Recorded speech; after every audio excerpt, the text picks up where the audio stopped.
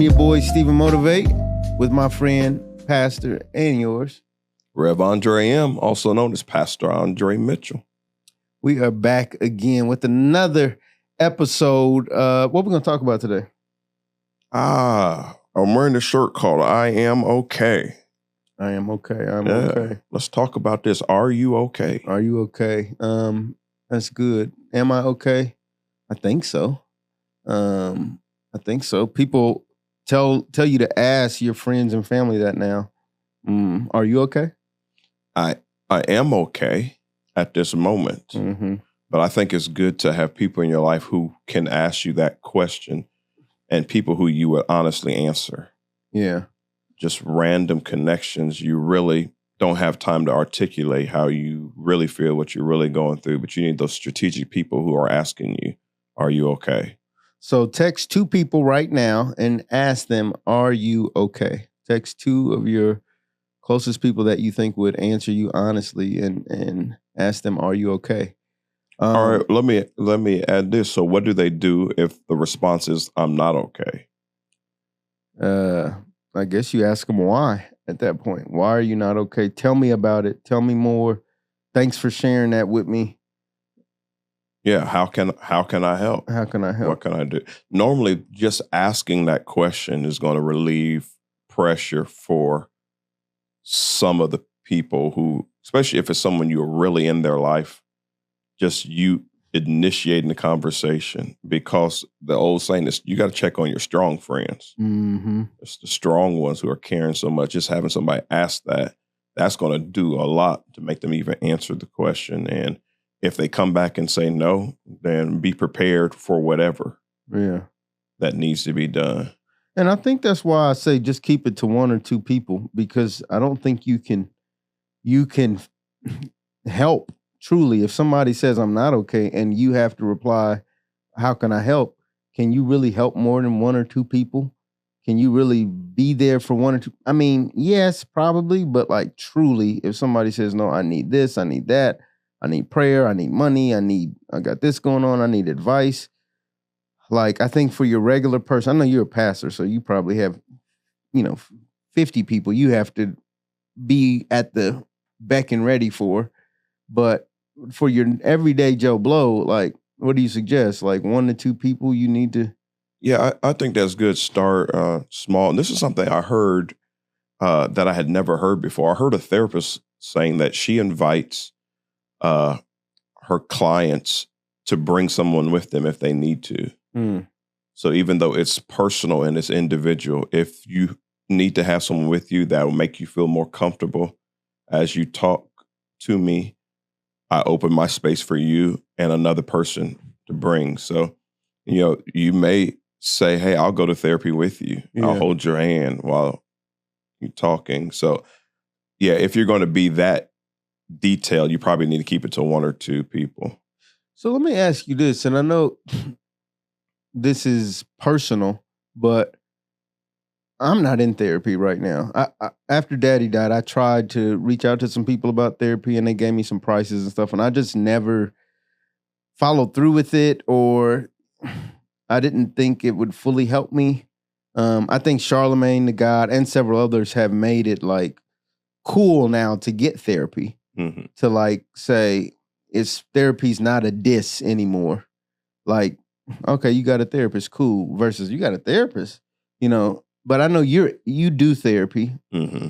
Tell us how long you've done it, and tell us kind of, I know it's a private thing, but how much of it can you share? Like, what is it like to sit and really, because like what you just said, talking to somebody, it sounds kind of weak. Like, I don't want nobody holding my hand if I got to say something, but how could it not be like, I want you to kind of change my viewpoint on that. Like, it's not weak. It may be necessary, and it may be exactly what you need. So I've been in therapy since 2019. Because of the pandemic, I had to adjust and switch. And then in 2023, I finally got a therapist that I've been able to stick with. Hold the Vision Therapy is who I'm with. And so first, I'll tell you why I wanted to get into therapy is because as a pastor, I was providing therapy for a lot of people, just Mhm. in general, just as a general counselor, but I'm not a licensed professional. Yeah. But I know a lot of people that I was around could not afford a licensed professional. So I Mm. was the best that they had. So I wanted to get in therapy, number one, to see how they would handle me, the therapist, to see if I was handling people The right way. the right way. So let or me ask you correct- this to cut you off a bit. When you've been pastoring for now what? How many years? 13 13 years. You've been in ministry for 20 since 1997. 1997. So that's Well, in November, it'll be what, 27 years? 27 years. How many times throughout, on average, per year, have people come to you asking for advice, come to you needing somebody to cry on, asking for prayer? What would be, if you could put a number to it, how many people are coming to you per year since your ministry started seeking some type of counsel? Just in September, if I go to just Messenger alone, I have about 15 conversations just in September, Wow. just on Facebook Messenger. Wow. You add Instagram. Let's just give it a round number: 20 people a month Wow. times 12. Wow. 240 Yeah. potential. Lord And have it's mercy. not always different people. Sometimes it's the same people with different Different scenarios. scenarios, different problems. things. But Yeah. it's, yeah. So now, in essence, you have become their counselor, potentially 240 different situations per year that you're counseling, advising, praying on. That is mind blowing to me. Yeah, and some things are much deeper than others. And so what I have to be careful at how I hold space with people. So one person lost a job, is looking for another job. Another person lost a child. Mm, That's different. yeah, But the person who lost a job, it's a death for them. right. So, I got to learn how to flow between what people need at different times. I'm now realizing why I'm not in the pastorate right now. Yeah, you have to be graceful. And so that leads me back to therapy. Another thing that I learned is that in doing all of that, sometimes you forget your own self. I could imagine. So I even started off going to therapy for other people. I want to make sure I'm doing it right for other people. Yeah, yeah. But then as I got into it, I realized, no, this is good for me. Mm-hmm. Just to unload, have a non-judgmental ear of somebody who doesn't know me, Yeah. doesn't know the people I'm around, so I can unload things that I'm thinking through. Have you heard of deconstruction? Not really. I have not really heard of deconstruction. Maybe I have. Is that where you're deconstructing your faith or Yeah. your belief? Okay, yeah. Yeah, and so I am a deconstructing pastor. Okay. Some people deconstruct to leave the faith. I say I deconstruct to reconstruct my faith. Mm-hmm. I'm trying to find a deeper faith. I'm evaluating what I believe, what I've read, what I've taught and preached. Yeah. But because I'm a pastor and I'm expected to have the answers, sometimes you can't deconstruct in front of people. Right. But having a therapist to say, hey, I've been processing this. I used to believe this. Now I'm looking at it this way. I can just dump that at that table. Yeah. Without them, I'm not necessarily looking for them to give me religious guidance, but I can have a free place to think out loud beyond just my thoughts. I can have another person to. Yeah, without judgment. Yeah. And therapists are trained to ask you certain questions that can trigger things, trigger thought patterns. So if I tell them, hey, this is what I'm looking for, this is what I'm going after, they can ask me questions that help me get to that space. So in 2023, when I did finally find who I was going to be with and someone I felt comfortable with, this video conference, and I don't have to go in the room. I'm able to talk to them on the go because I'm always on the go. It works out well for me. So they told me, like, you are not in crisis. So we don't have to meet every week. You can figure out how it is. And we thought 6 weeks.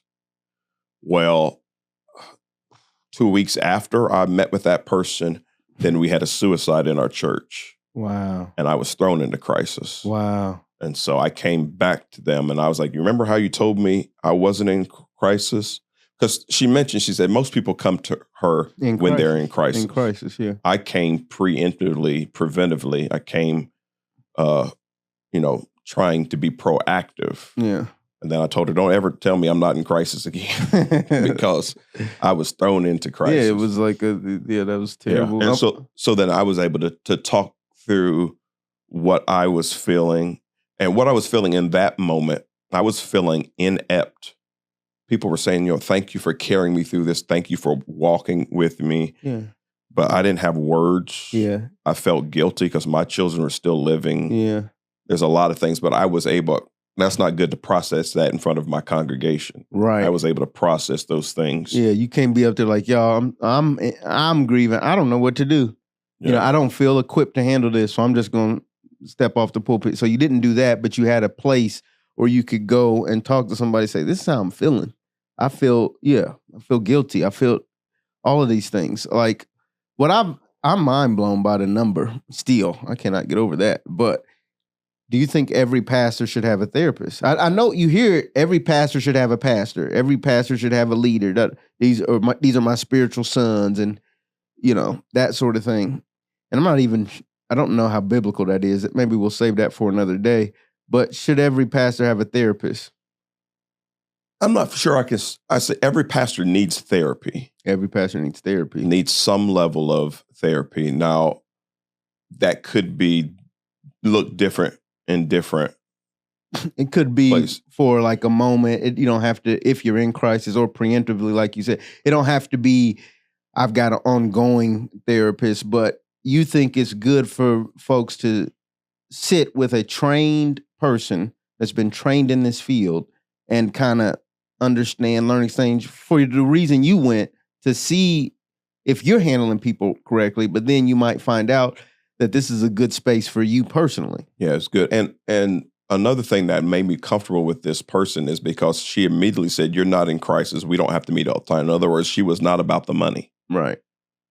So she proved to me that she was about my well-being. And from the state that I was in, it's like, we don't have to overdo it. But then we start meeting more regularly. Now we are pushing it back. I've kind of grown from that. And now we're stretching it out again. I met with her last week and I don't meet again until November. Mm-hmm. So that's one way that I gauge that I'm okay. I don't feel like I have to talk to someone. So that's good. But she has helped me in a lot of ways. And specifically, that one thing I've learned, and I think she mentions that she's learned as well, but one thing that I have learned is that therapists and pastors are very similar in what they do. Mm-hmm. And so she was telling me things that she had to learn herself, things about trying not to save everyone without taking care of yourself, making sure self-care is important. Elevating self-care. We talked about this before, but when you're selfless, sometimes you don't think about self-care. You become a doormat. Yeah, and therapy is self-care. It's caring for yourself. Really? You have a toothache, you try to find a dentist. Mm-hmm. You have a heartache, you try to find a cardiologist. Mm-hmm. But when we have mental issues or inside issues or emotional issues, it should be just as natural to reach out to someone for that. But that we act like medicine is only for physical things. Yeah. But there's a mental side, and a professional can help you with that. Yeah, I think that's really insightful, because if I ask somebody, are they okay? And they come back to me and say, I'm not. To your point, what do you do? Hey, how can I help? But there may be a point where I'm unequipped to help you like you probably need help. And so let me refer you to, or let me try to connect you with this, or let's try to continue to push this idea of therapy and remove the stigma of this isn't something weak. This is actually a part of caring for yourself. And this is what I like to tell people, like, even if you're not to your point, going through something now, unfortunately, you're going to be going through something sooner than later. And I don't think that's outside of faith to even say that. I just think that's the practical reality of life. Like, you're going to deal with something at some point. So, and it actually hurts my heart for people that, I lost we lost our father, and we bring that up often. But that pain was so excruciating. It's like, yeah, I know you probably remember we was doing pop-up during that time, and we was dealing a lot with grief and dealing a lot with the stages of grief. But now, because I see people living and just, their relationship with their parents from a view, or their fathers, and I think, man, I hope that they're squeezing everything they can out of the relationship. I hope that they're talking to them and just enjoying the conversation and reminiscing and like not rushing off the phone or not being too busy, because I fear that when that time comes for them, that I just don't want them to have as many regrets. Like, leave it all out there, be in the moment. And so, that's my concern, is that I hope people really, really, really, really, are grateful and enjoy what they have, because things are coming up.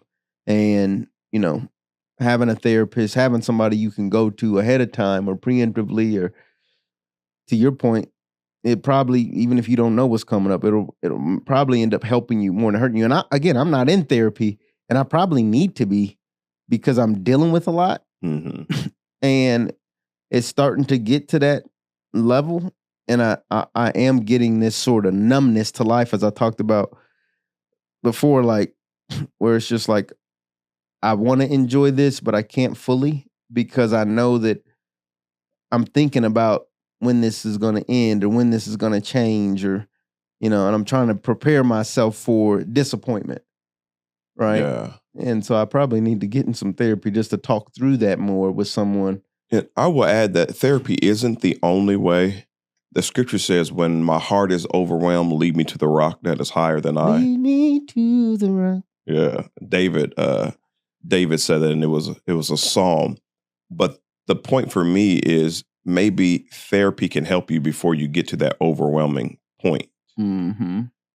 Or while you're in the overwhelming point and you're being led to the rock that is higher than I, you have to still realize that God is a God you can't see. You have to access by faith. Mm-hmm. Sometimes it's good to talk to somebody that you can see. Yeah. That that you can look at. So, have you ever felt that God is using your therapist to bring things out in you?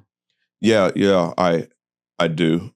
I feel like, I prayed about, I'll tell you specifically what makes me think is that one of the reasons why I went through so many therapists was not just me, but it was insurance issues. Mm-hmm. So my insurance will pay for 20 sessions a year. Mm.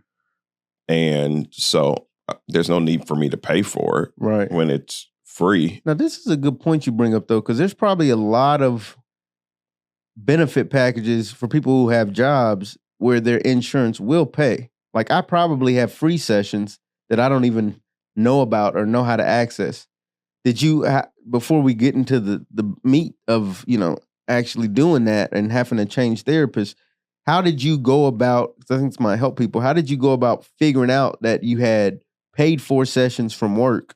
Did you contact HR? Did you read a pamphlet? Did you talk to a supervisor? Just ear hustling, hearing people talking about, I went to therapy. One person had to go as far as to like a rehab, and they were like, our job pays for that. Perked my ears up, and Okay. I heard a couple of times, but had never looked into it. Always thought, it's something I'm going to have to pay out of pocket. It's cost. A lot of times we always assume the worst without any research. Right. And so I heard it a couple of times and started looking into it, and found out we had sessions for it. So I kind of felt weird, the fact that I had access to it for a while and never utilized it. Mm-hmm. Didn't know it. So then I started looking into it. Makes you think, what do we all have access to that we're not utilizing? You know, Yeah. that could be spiritual, whether it's God or not, but it certainly is very practical, especially on your job. And, you know, that is something that, again, maybe that's a good point for people. Ask around and find out if there are more benefits that your job could be giving you, especially as it relates to therapy. Scripturally, this says, the scriptures in Hosea says, my people perish for lack of knowledge. Mm-hmm. So there's a lot of knowledge that is out there that we just don't know, don't take the time to look up research. And so that was a similar case. And so back to the point of, do I feel like God uses them? I really feel like this is the one that God wants me to have, because so I did my research and then I called the insurance company to find the list of people who are in network. And so And how long did that take? Was that a hard thing to do, or was it? It wasn't as hard as I thought. It was one literally around the corner from where I live. Wow. 5 minutes. We started, but the problem with that person was then the pandemic happened. I lose my dad to COVID. They lost their dad to COVID. They were doing dual jobs, like I am a pastor and a job. They were working and being a therapist on the side. And so they weren't that helpful for me because they were in the same situation as me. Mm-hmm. And then eventually they stopped working with the company that was around the corner from me. Got you. So I lost that one in 2020. And that's after, 2021, Dad passed. So by 2021, I needed a new person. And so I didn't do anything until 2022. Call the insurance company again. I get the network people. I get 2 sessions in, and then I get a bill saying I owe. And come to find out, one of the insurance people told me the wrong person. Oh, wow. So, here's the point I'm trying to make is that when you're trying to do something for yourself, it will get fought. And you will get frustrated. And my thought was, just forget therapy. I don't need it that bad anyway. Right.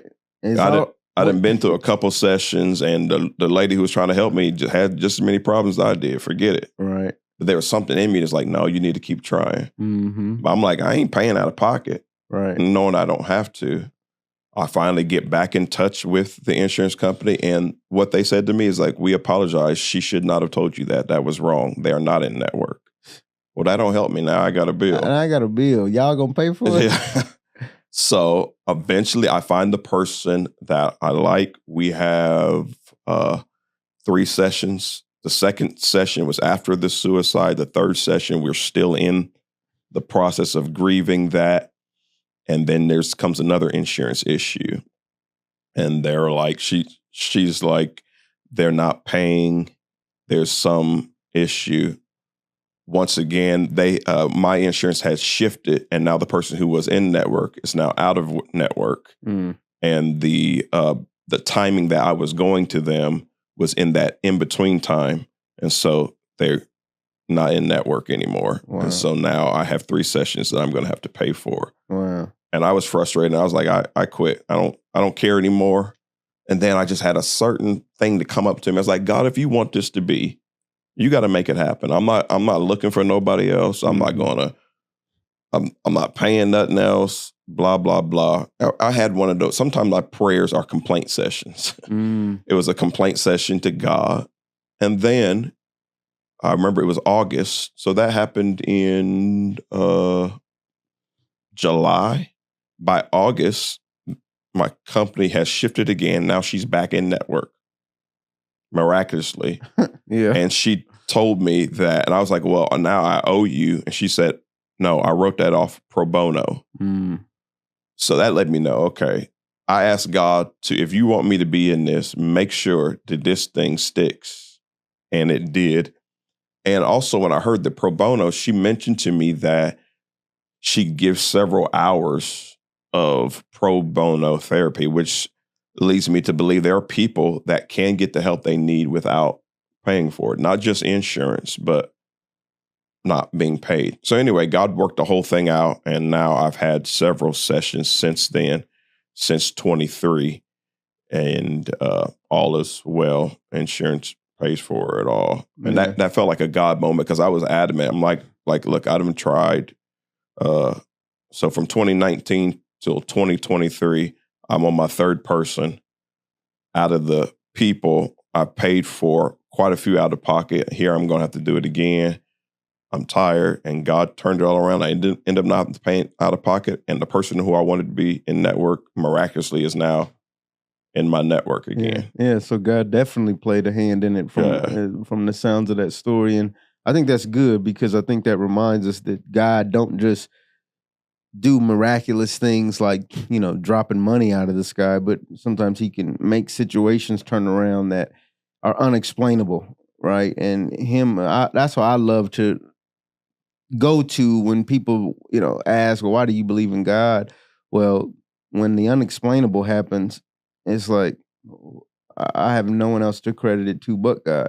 And it ends up working in my favor as well. So I think that's really cool that happened. And yeah, I think this is good for people to know that don't give up. Don't give up on something just because it's annoying. It seems like it's not working out.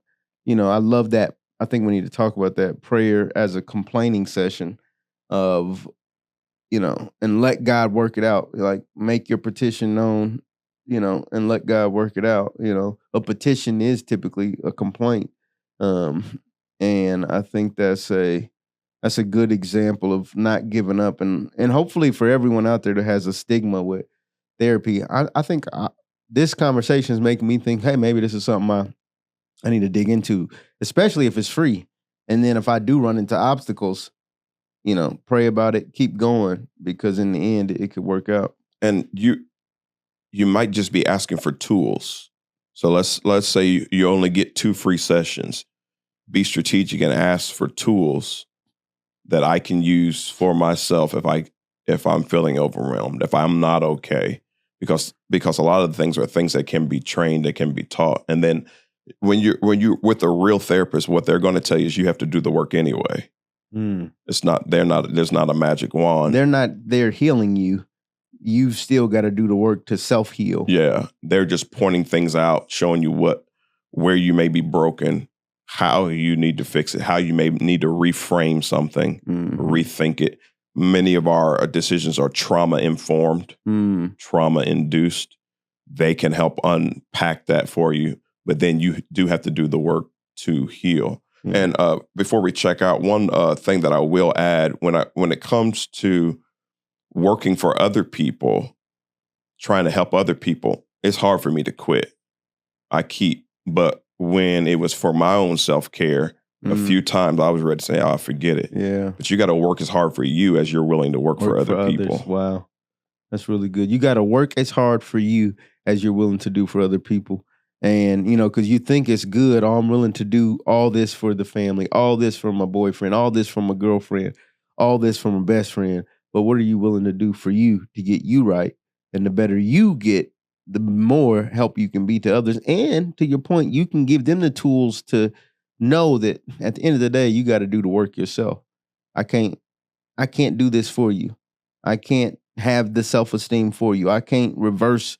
I like to talk a lot, with the Stephen Motivate stuff we're doing about our mental state, our mindset as it relates to money and as it relates to how we view money and how we view whether or not to, save it, spend it, or invest it, and a lot of that's because of some type of historical mindset or some sort of pattern we've seen, with money. And we don't even realize that we have a bad relationship with it because we've never really assessed it and assessed how we respond. Or like you said, we're making decisions out of trauma.